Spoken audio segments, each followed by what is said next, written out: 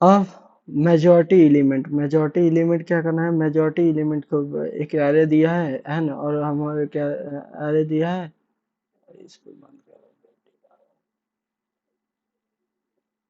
एक क्या दिया है, एक अरे दिया है एन ऑफ साइज एन है, जिसकी रिटर्न करना है मेजॉरिटी एलिमेंट।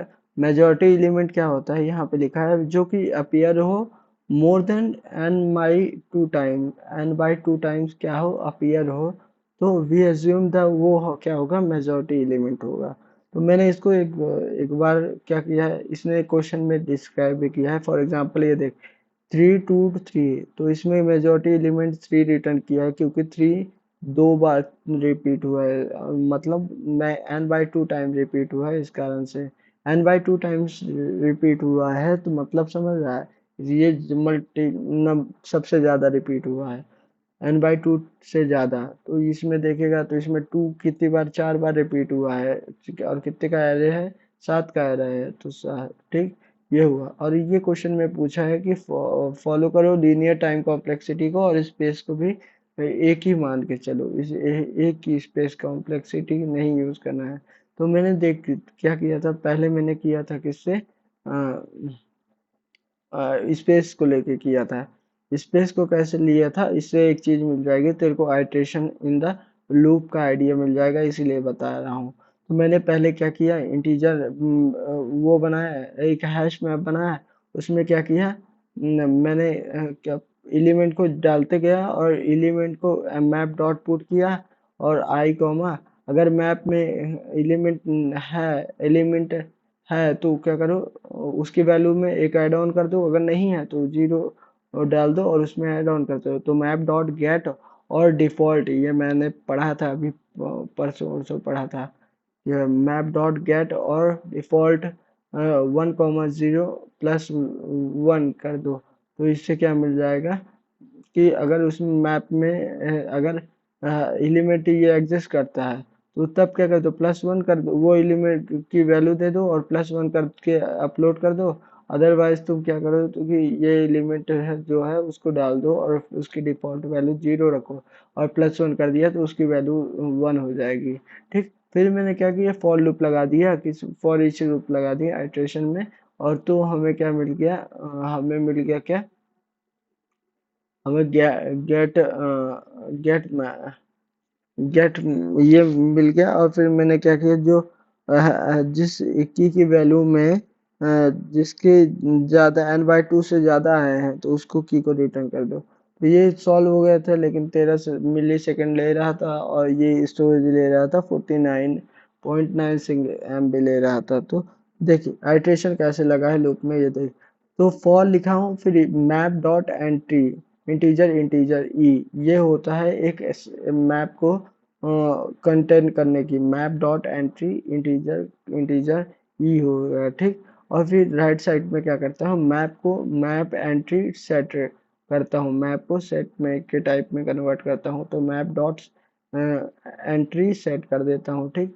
और फिर इसके बाद कर देता हूँ इफ, अगर मुझे क्या करना है, उसके एलिमेंट की वैल्यू को निकालना है, एक पर्टिकुलर के कोई चीज मिलेगा उसकी वैल्यू को निकालना है, तो ई डॉट गेट वैल्यू, अगर n/2 है, तो मैं अगर इससे मेरे को किसी भी एलिमेंट की वैल्यू आ जाएगी, तो वैल्यू अगर n/2 है, तो ई डॉट गेट की कर दो, गेट वैल्यू हो जाएगा और गेट की हो जाएगा, तो इससे आइट्रेशन लग गया।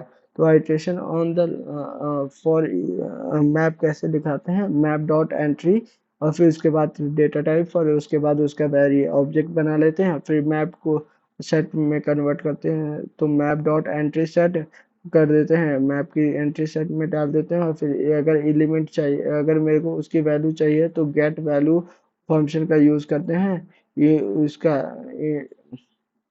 एंट्री, मैप डॉट एंट्री का ऑब्जेक्ट बना के क्या करते हैं, सेट गेट वैल्यू का फंक्शन यूज करते हैं, और गेट की का यूज करके हम क्या करते हैं, इसका बनाते हैं, और फिर रिटर्न क्या कर देते हैं, 0 कर देते हैं। ये हो गया क्या, और लास्ट में यही रिटर्न चला जाएगा, और 0 तो लिख दिया हूँ कि अगर ये एक्सेप्ट नहीं होगा, इस कारण से इसको लिख दिया हूँ, कंडीशन से बाहर जाएगा। लेकिन इसमें देख आपने स्पेस यूज किया, तो ये मेथड सही नहीं है, इसमें स्पेस करना ही नहीं है। तो इसने क्या किया है, इसने क्या, अरे ये तो सबमिशन कर दिया, वाई स्टॉप यार।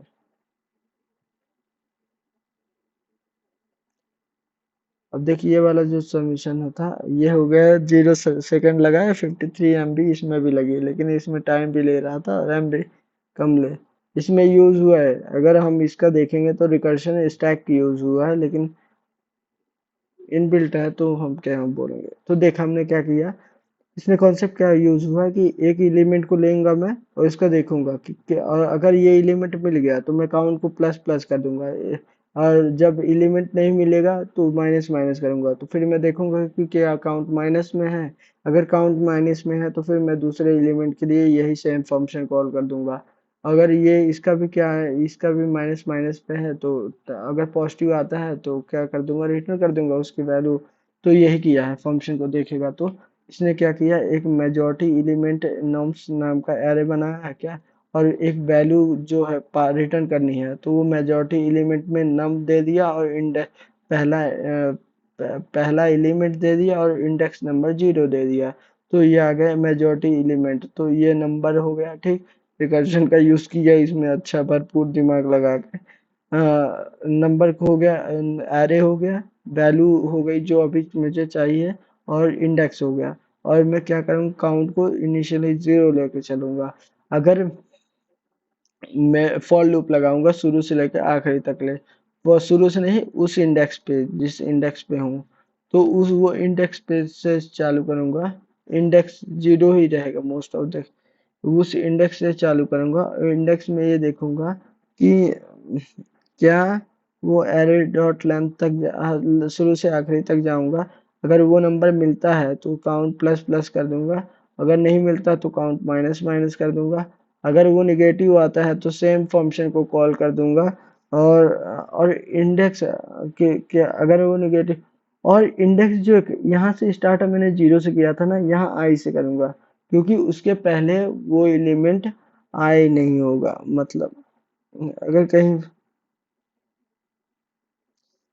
ये देखिए इफ स्टेटमेंट क्या लिखा है, इसके अंदर ही लिख दिया है कि कहीं पे माइनस आ गया है तभी क्या कर दो, अगर काउंट क्या आ गया निगेटिव आ गया तो वो नेक्स्ट इंडेक्स के, उसी इंडेक्स से लिए क्या कर दो, दूसरा एलिमेंट चालू कर दो।